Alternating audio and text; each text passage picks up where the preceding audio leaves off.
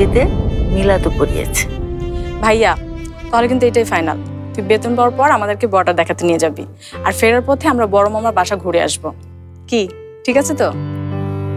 হ্যাঁ ঠিক আছে। হয়েছে তোর আবদার পূরণ, এখন ছেলেটাকে শান্তি মতো খেতে দে। খাও বাবা। তুই খা, আমি আসছি।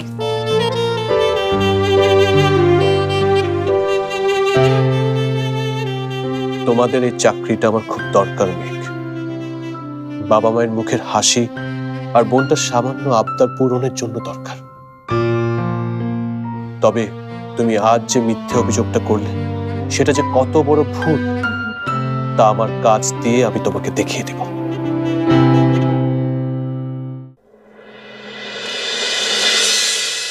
এক্সকিউজ মি, 1 মিনিট সবাই, একটা অ্যানাউন্সমেন্ট আছে এমডি স্যারের কাছ থেকে। অফিসের পিয়ন টিয়ন সব মারা গেছে নাকি? যে এমডি স্যার নোটিশটা আপনাকে দিয়ে পাঠালো? নোটিশটা আপনার জন্য না, তাই এমডি স্যার কোনো পিয়নকে দিয়ে পাঠায়নি। বিষয়টা হচ্ছে স্যার বলেছেন আমাদেরকে অফিসের যে কোনো বিষয়ে অবগত থাকতে, যাতে উনি যে কোনো সময় আমাদেরকে যে কোনো কাজে দায়িত্ব দিতে পারেন। ঠিক বুঝলাম না। বিষয়টা জটিল কিছু না। স্যার চেয়েছেন যাতে আমরা রহিম স্যারের সব কাজের ব্যাপারে অবগত থাকি, যাতে ওনার অবর্তমানে যে কোনো কাজ আমরা করতে পারি, আমাদের সময় নষ্ট না হয় এবং আমাদের কোনো রকমের ক্ষয়ক্ষতি না হয়। That's all. আশা করছি আপনারা সবাই বিষয়টা বুঝতে পেরেছেন।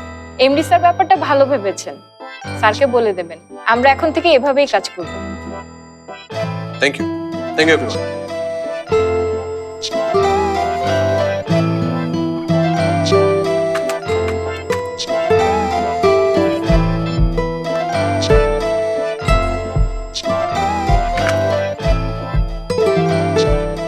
কিছু বলবেন? আপনি অফিসে জয়েন করার পর নতুন নতুন সব আইডিয়া আসছে। Thank you. এটা আপনার জন্য।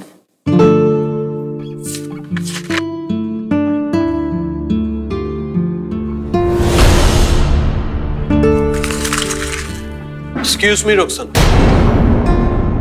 এটা একটা অফিস আর আমরা এখানে সবাই একটা অফিসের নিয়ম নীতি মেনেই কাজ করি।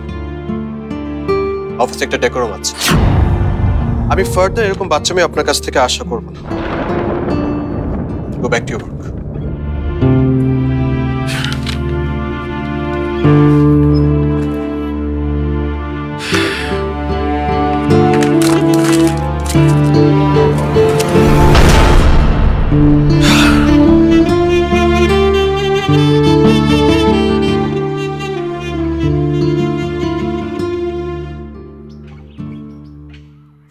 বর্ষাটা এখনো এলো না।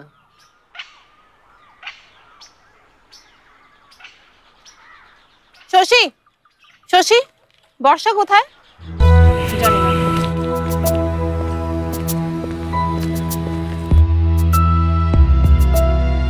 যেমন ভাই ঠিক তেমন বোন।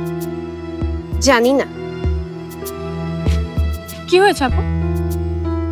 কি আর হবে, তোর কথা জিজ্ঞেস করলাম আর তোর ওই জানি দোস্ত শশীকলা বেগম সে পুরো বয়ফ্রেন্ড নিয়ে মেজাজ দেখিয়ে চলে গেল এখান থেকে।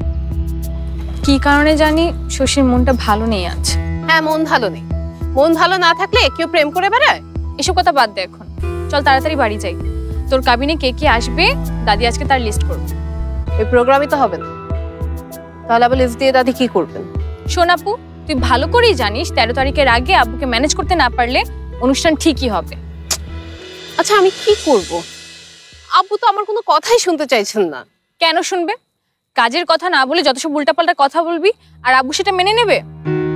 আমার আগে বর্ষাকে বিয়ে দাও। তুই যদি আজকে একটা প্রেম করতি তাহলে এসব কোনো ঝামেলাই হতো না। কেন ঝামেলা হতো না কেন? আরে বোকা, তোর যদি পছন্দের কেউ থাকতো তাহলে আব্বু নিজের কথা ভেঙে হলেও তোর সুখের জন্য তার সাথেই তোকে বিয়ে দিত। এটাও বুঝিস না? আমার দিকে এভাবে হা করে না তাকিয়ে থেকে চল বাড়ি চল।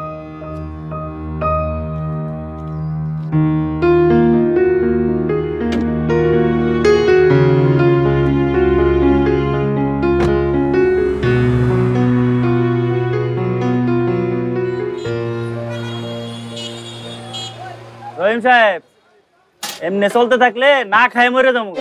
ফ্যাক্টরিতে কোনো মালই ঢোকাতে পারতাছি না। এই যে আমার বাইরের দিকে চান, এটা বুকের ভিতরে যে কিডনি না অ্যাপেন্ডিক্স জানি, এটা তো বাইরের 2 দিন পর পরই ব্যথা করে। একারো ভাবে বাইরের চিকিৎসাটা বন্ধ করা পারতাছি না। আর আপনাকে ফ্যাক্টরিতে যে আমরা চান্দা লইতে পারি না, এই খবরটা ব্যাগখানে ছড়াই গেছে। এখন যদি চান্দার লেগে করে ফোন দেয়, ব্যাগকে হাসে, হাসির পাত্র হয়ে গেছি আমরা, হাসির পাত্র। বুঝতে পারছি। কি বুঝতে পারছেন আপনি? খালি হুম করলে হইব? এখন তো মনে হইতাছে এই রুমিরে যদি কিছু করতে না পারি তাহলে এই শহরেই থাকা যাবে না। করবো, রুমিকে যা করার এবার করব। এতদিন যে অস্ত্রের অপেক্ষা ছিলাম সেই অস্ত্রটা হাতে চলে এসেছে। কি অস্ত্র? পিস্তল নাকি বোমা?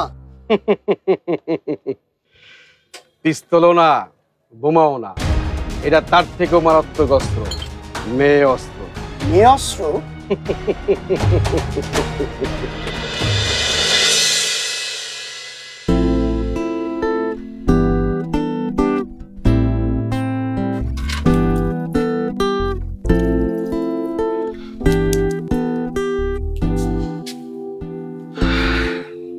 কিরে দিনের বেলা লাইট জ্বালিয়ে রেখেছিস কেন?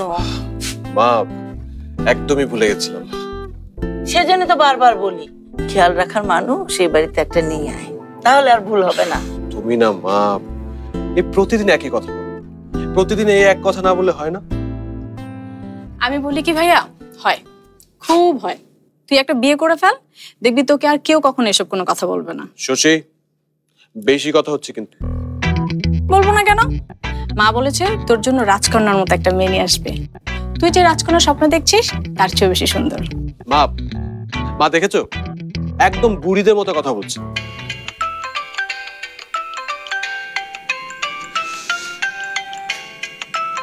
বড় মামি ফোন করেছে।